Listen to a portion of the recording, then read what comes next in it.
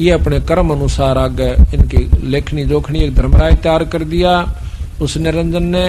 इस प्रकार ये सारी सृष्टि तैयार करके यहाँ पर हमारे अपने खान का सामान तैयार कर लिया। 1 लाख जीव काल रोज खाता है। और आप देखिए हम अपने बच्चों को अपना समझे बैठे हैं, अपनी जदाद को अपना समझे बैठे हैं, और 1 सेकंड के बाद हमारा कुछ नहीं भाई। तो इस बात के लिए बंदी छोड़ कहते हैं ये खोखा पर झूठी बाजी और भिष्ट बैकुंठ दगा सीसा जी। ये सब दगा कर रखा हमारे साथ, ये झूठ बोल कर। प्रथम तो शरीर दगा, ये 5 तत्व का पुतला बना के दे दिया, ऊपर के सुथरा रंग ला रखा से, और अंदर कुबाड़ भर रखा, इसमें हाड मांस कोबर बेस्टा थूक ढीड किरा के इसमें हुआ रहता है। और कहते हैं उसके बाद फिर ये बेटा बेटी का हमारे साथ धोखा कर रखा, और जदाद तेरी से औलाद तेरी से युवराज तेरा से, और टीटी भी पकड़ा जब ठा करने कहा जा बेटा ईब मेरा से, तू गधा बन जा, तू कुत्ता बन जा। और हमने सोचा ये तो भाई सृष्टि कर्म से बनाए करें, तो इस सृष्टि की के आंट लाग रही है बताओ। अड़ा मरे खपे और पैदा हो और पाले पोसे जाओ फिर ले जाओ जी कर जब काट ले जाओ। एक बच्चे को कितना मोह साहब का अपने बच्चा में, और उनसे पूछे जिनका एक का लड़का था वो मर जाओ, ऐसे बहुत मिल जाएंगे आपने। और उनकी छाती पर हाथ रख पूछना, वो इन्हों कहते एक लड़की औरत मिली थी मेरे, कई मिली ऐसी ऐसी, तो बहन भी और भाई भी। न बोले जी अपने लड़के को जब वो स्कूल में तो नहीं आया करता, कॉलेज में तो नहीं आया करता, हमने रोटी नहीं बाया कर दी, और 3 बार टेलीफोन करा करते प्रिंसिपल के पास कि अभी तक बच्चा नहीं पहुंचा। वो कहता जी बस दूसरी तरफ गई है और छोड़ कर आओगी सारे नान लागरी से। जब जाके शांति होती थी नान्यू होंदा कहते बच्चे का कि मैं हो गया हो, और आज वो बच्चा हमारे हाथ से कति चला गया, पाड़ा पूछा 27 साल का हो गए, मर गया बेचारा। अब उनके साथ के बीती, और हम राज्य हो रहे मेरा बेटा और बेटी, और यही तोड़ तोड़न की खातरबंदी छोड़ाए थे कि ये काल में बैठा रखे तुम यहाँ पर। जिस प्रकार सब्जी बोई जाती है, अब आपने खेती बो रखी से किस लिए बोई कि मैं डांगरा गिरोगे कि मैं आप खाओगे। कितनी बढ़िया सेब से संतरे के पेड़ से वो तोड़ कर खान खातर ला रखे हैं। इसी प्रकार ये सारी व्यवस्था करें बैठा है काल कोई बालक को ना, इसने पानी भी बढ़िया, हवा भी सुथरी चला रखी, सूरज भी बना रखी, फिर इन्हें घुमान लाग रहा थारी खातर सारे का, दिन रात बना रखे, दिन न धंधा पीटो रात न सो जाओ, फिर मरो खपो मेरे पास आ जाओ। तो इस प्रकार सतगुरु महाराज ने हमारा चौंध तोड़ी से भाई ये तुम समझ लो, बार बार बहुत बार कह लिया हूं मैं, अन्यों के थारी खातर मैं भी दुखी हो रहा सू, यहाँ पर मैं आऊं सू जितनी बार, और फिर आपको समझा कर ले जाऊं सो, पर तुम मानते मेरी कति नहीं, इतने तुमने यू काल घना शाना बना दे से। प्रथम तक को राम न मन नहीं, क्यों गांव में हम एक भगत से कहने लगे, पाठ हो रहा था उड़ा आ गया, आजा भगत जी बैठ जा, प्रसाद ले ले, प्रसाद ले लिया बैठ गया। तो बोले भाई क्या न पूजा पाठ क्या की करा करो, काम तो बन बोरी बजा करा माता पे मगा। अच्छा भाई एक कबर जा करो साल में, बोला हाँ 1 बार जा रहा। हमने न सोची माँ चल माता का उपासक है, बोला भाई उसका नाम ले लो, और नाम लेकर भजन करे जबकि मैं बात बनेगी। बोला वाह भाई वाह, माता का दौरे बस जा जाके 8 लाख गए तो स्वाकी एक बेली बोल जा लेना, फिर ना लग गया तो माता अपना राज्य हम अपना राज्य। मैंने बोला और उस माँ का दौरे बस जा जाके, वाह भाई और काम में कोई नाम नहीं मिला, कहा क्या प्रसाद क्यों जा प्रथम तक को राम नाम जानता है कोई नहीं, और को चावे है वो शास्त्र पढ़ ले, फिर वो हर दिशाना हो जाए, एक नहीं छोड़ता हमारी आगे तो आगे बोलने लग जाए, बंदी छोड़ने के मेरे गिल में बने से। क्यों ऐसा क्यों बना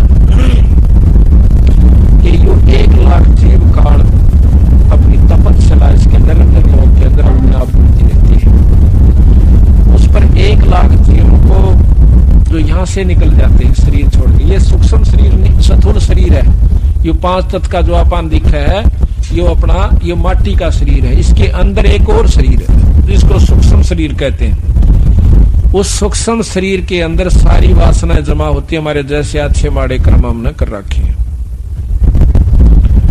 तो उस सूक्ष्म शरीर के समेत यो जीव तपस्या पर पटक दिया जाता है, वहां पर अपने आप ये पड़े से उठे है, भुने से बहुत बुरा हाल हो जाए से, चटक पटक करे से, और इसमें से इसकी वासना निकाली जाती है। जैसे सुनार सोने में तय खोट काट लेता है तो उसको ता दे सकती, और ता के ओनू कहेगा भाई इसका मेरा बुंजनी थी तो अब कान्ना के बना दे, वो खोट काटेगा, प्योर कर देगा, और फिर उस कान्ना का पहले बुंजनी थी फिर कान्ना की बना दी।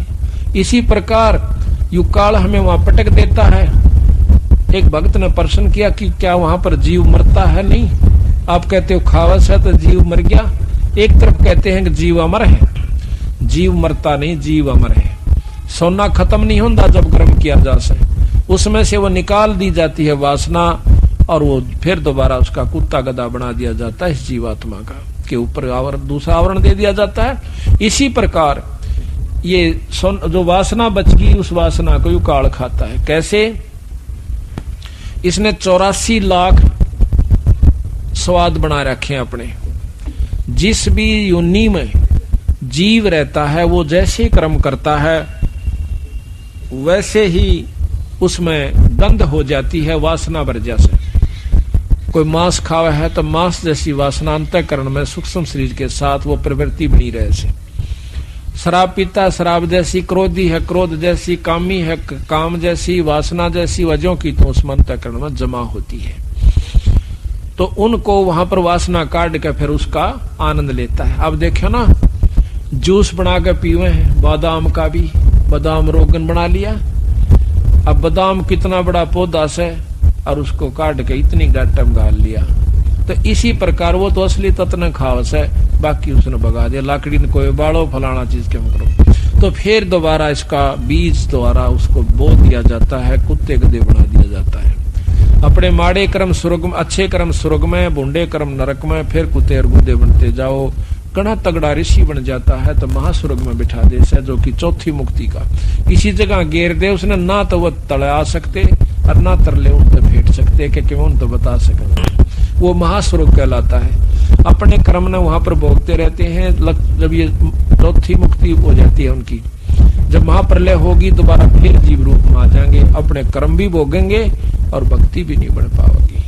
तो इस प्रकार महाराज कहते हैं जो सतलोक में पहुंच गया जो जीवात्मा दोबारा, तो हमारे यानी आपकी पूरी मुक्ति हो जाएगी, फिर जन्म नहीं होगा इस गंदे स्थान पर। 2-3 घंटे हो गए सफर में, घंटा हरा हमने बताया उसको। फिर वो कहने लगा बेटा एक बात तस है, चाल तपना सतलोक में कदे उड़ा जिए ना लागे। मैं चोखा भाई कदे वहां मन ही ना लागे। बोला ठीक जी लाग रहा है। मां काल ने गधा बन गया, कुत्ता बन गया। जब बोला क्यों हो गया? ढंडे तो जावांगे। बोला दिखा आपस में खूब जी लाग गया। तो हमारा न्यो भी चिंता बन जाके तो कोई भी ना हो रहा पाए एक ले लौटे ना। तो काल में कई ढंग से बांध रखा है जीव की आंख को। यहाँ जब कौन से पहला बेरा था हमारे माता पिता उड़ा कित पाओगे अपन ये सारा सांग जुड़ा पाया और जुड़ गया रहा। तो इसी प्रकार सतलोक में चले जाएंगे जब हमारे वहां से सारे भाई बहन भी होंगे, सब कुछ होगा, पर वो मरेंगे नहीं फिर कद्दे भी, ना द्वेष होगा ना मारत बिछड़ेंगे। फिर इससे बढ़िया लोक और कौन सा होगा रे? ये आज प्यारे समझाइए तो जाएंगे हमारे। आज कितने अच्छे लगते हैं हमने। ये तो नकली सांग से, वो असली स्थान से, तो उसको सतलोक कैसे, वहां सारे काम सत्य हैं। ये विषय लोक से, ये मृत लोक कैसे जिसमें आप आ रहे हैं, ये मृत लोक से। पैदा हो मरो, पैदा हो मरो, पैदा हो मरो, चाहे लाख असंख्य करोड़ों बार मरते रहो और काल का मुंह भरकाओ, फिर आकर अपने कर्म भोगो। तो कहते हैं इन दुखों को देख कर जब ये जीव वहां पहुंच जाते हैं तपस्या पर, जब रोए बुरी तरह, जब ने कहे भगवान हमने बचा ले, तो कहते हैं सतपुरुष कबीर साहब बता रहे हैं कि धर्मदास भाई फिर सतपुरुष ने मेरे को कहा, तो खुद बंदी छोड़। इब्नो कह दे मैं था सतपुरुष, तो धर्मदास कति नहीं माने। ये गरीबदास कह दिंदा मैं भगवान सू, नो पागल का कहने लग गया उसने, बौड़ी बूझ बौड़िया बंदी छोड़ दे। ने बोला मारा सट्टे यू भगवान से। तो महाराज ने दूसरा तरीका अपनाया कि भाई पूर्ण ब्रह्म ने मैं भेजा। ने बोला भाई तू जा या शक्ति ले जा शब्द की, और इस शब्द का जो तेरे पास है इसका अभ्यास करके और उनको दिखा देगा, तो उस शब्द की शक्ति से ये काल तेरे ऊपर कोई असर नहीं करेगा। और इस शब्द को, इस सार नाम को ये जीव भूल चुके हैं।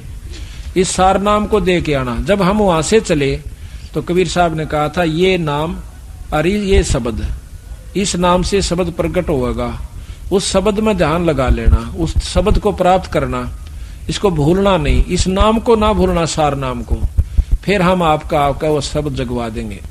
तो वो कहते हैं सबसे पहले काल ने सार नाम बुलाया और नाम 1000 चला दिए, सहस्रनामा विष्णु का बनवा दिया, अपने अलौक निरंजन अल्लाह खुदा रब कि मैं कहीं जाओ इसने पर पार तो नहीं हो सकते।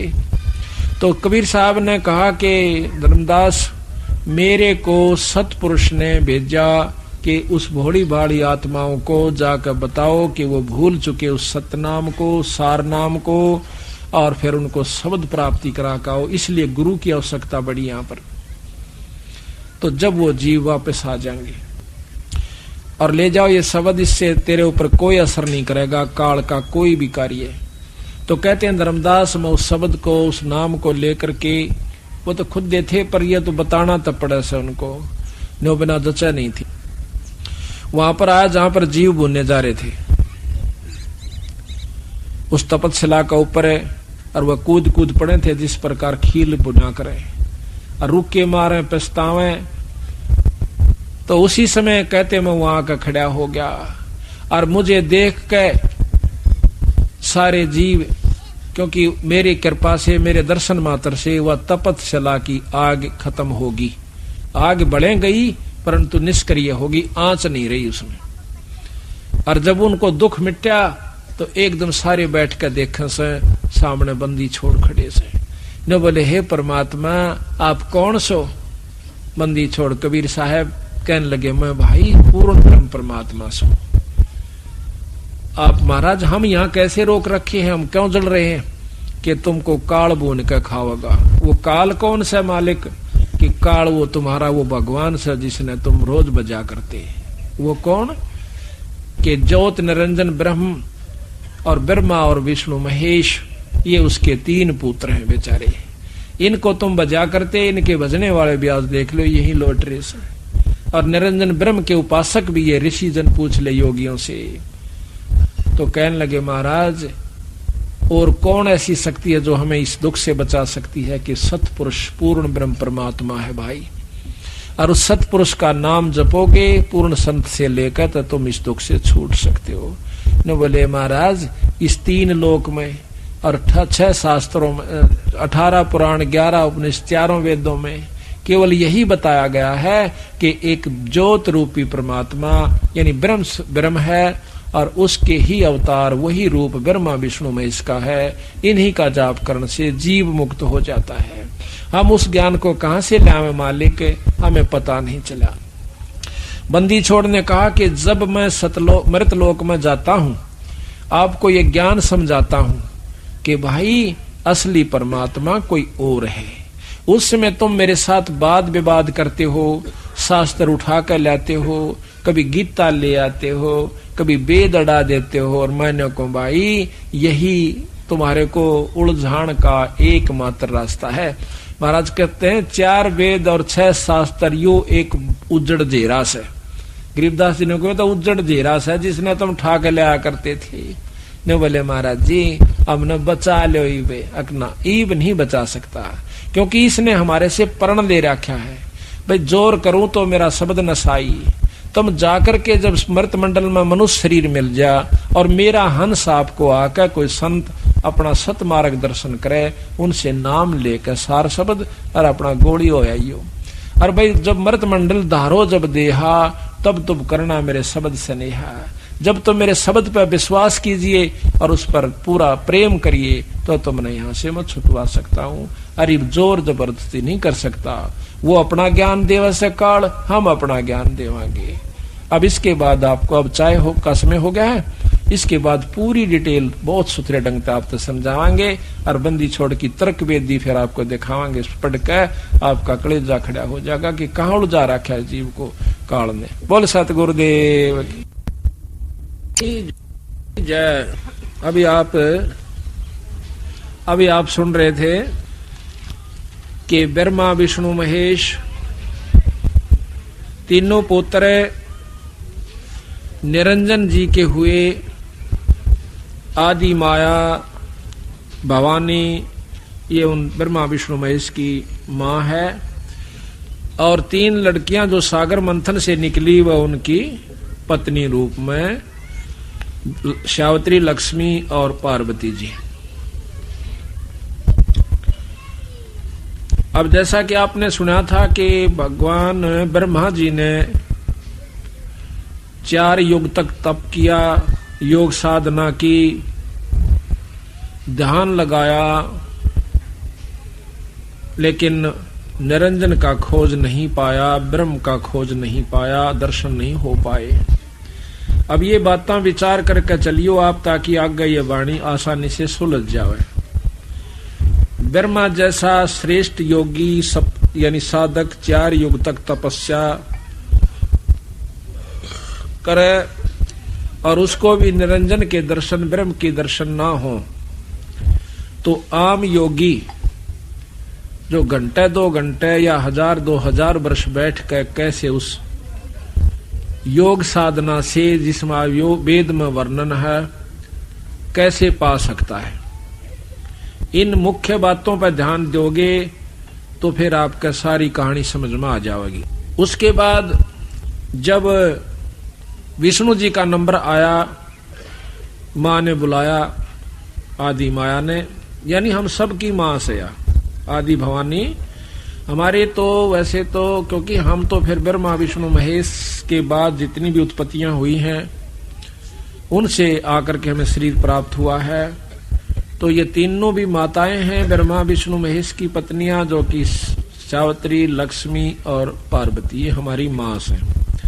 और दादी मां है आदि भवानी। तो उस मां ने, आदि भवानी ने विष्णु जी को बुलाया कि पुत्र अब तू भी अपने पिता की खोज कर ले, कहीं कल न मेरे को या दिक्कत ना आवे कि तू बैठ जा फिर समाधि लाकर। वो कहता ठीक है मां, मैं मां पिता की खोज करता हूं। कहते हैं चला चला शेषनाग के पाताल में चला जाता है, शेषनाग के लोक में चला जाता है। वहां पर अक्षीर समुद्र में जब वो पहुंचता है तो शेषनाग एकदम फुंकाड़ा मारा है कि मेरे लोक में कौन आ गया। या तो जोटे जैसा स्वभाव है हर जीव का, जोटा जिस प्रकार अपनी सीम में दूसरे नाण नहीं दे और सर फुड़वा ले, सींग तुड़वा ले, यही स्वभाव ऊपर से देव से लेकर छोटे जीव तक का है। तो शेष नाग ने सोचा कि मेरे लोक में किसकी हिम्मत पड़ेगी आने की, शेष लोक में, शेष नाग के लोक में जब जाते हैं विष्णु भगवान। उसने फुंकारा मारा जहर का, जहर भरी फुंकार, विष्णु जी का शरीर सांवला हो जैसा, एकदम काला पड़ जैसा। तो विष्णु भगवान गुस्से में आकर उसको टीटवी दाबना चाहा है कि मैं तनईब खत्म कर दूंगा। निरंजन ने सोचा कि जब ये लड़ लड़ीबा मरण लाग गए तो आगे सृष्टि क्यों कर चल लगी। आकाशवाणी करता है कि विष्णु इसको अब मत मार, इसका बदला मैं दुआऊंगा बेटा तुझे। तो अपर युग में तू निरंजन, इसका अवतार होगा तेरा, कृष्ण रूप में जाएगा जब ये काली देह में पैदा होगा पृथ्वी लोक पर। वहां तो इसको मारकर अपना बदला ले लेना, वहां इससे अपना बदला लेना। विष्णु शांत हो जाता आकाशवाणी सुनकर और जाकर अपनी मां ने कह दे कि मुझे कोई दर्शन नहीं हुए और ना मैं दर्शन दे सकता। झूठ मत बोलना अपनी मां के सामने।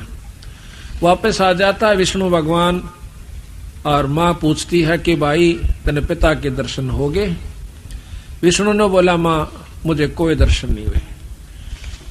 तो आदि माया भवानी प्रसन्न हो जाती है कि आजा बेटा, तू सदा सतवादी रहेगा और तू सारी सृष्टि का पालन पोषण करता होगा और तेरा लोक बहुत ही उत्तम और सुंदर होगा।